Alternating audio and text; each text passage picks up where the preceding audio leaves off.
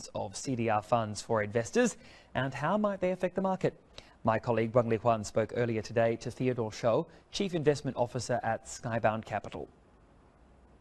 Welcome to the program, Theodore. Nice to see you again. Thank you. Now let's talk about these 6 CDR funds, or the Strategic Investment Flexible Mixed Asset Funds. What are they exactly? So these are 6 retail-oriented mutual funds that are granted by the regulator for this privilege to participate in the upcoming IPOs of different large Chinese companies.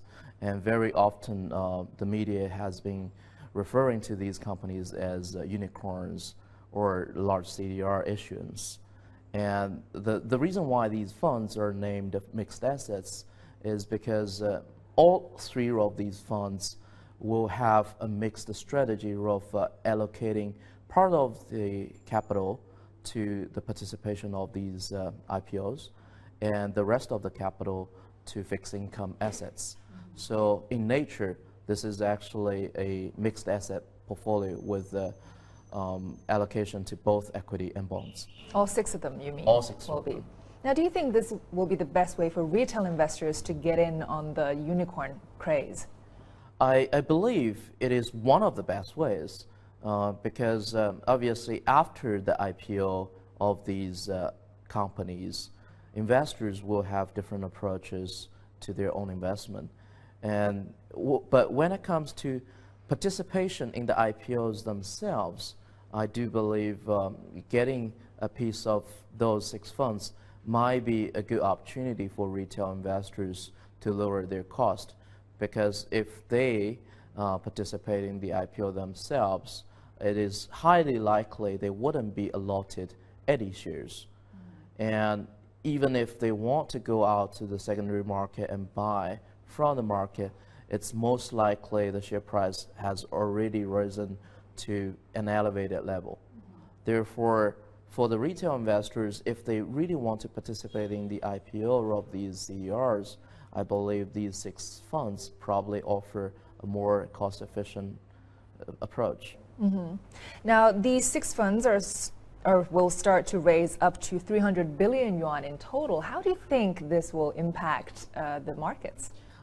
We actually see the size as a positive impact, simply because if all the CDRs are coming out to the market simultaneously, it will have a big drainage on the liquidity in the market.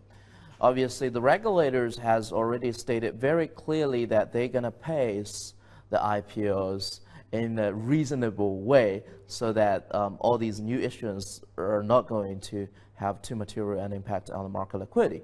But it is also very useful for these 6 funds to build up such a large pool. Therefore, they can actually perform as a stabilizer in the market. If there is a big issuance coming out to the market, they might be able to get a bigger allotment, leaving less liquidity constraints on the market. And of course, many of these anticipated CDRs are from the so-called new economy. Is that a reason that they're attractive for institutional investors? I think that's the reason they're attracted to everyone. And obviously, the existing mainland equity market is very much dominated by old economy.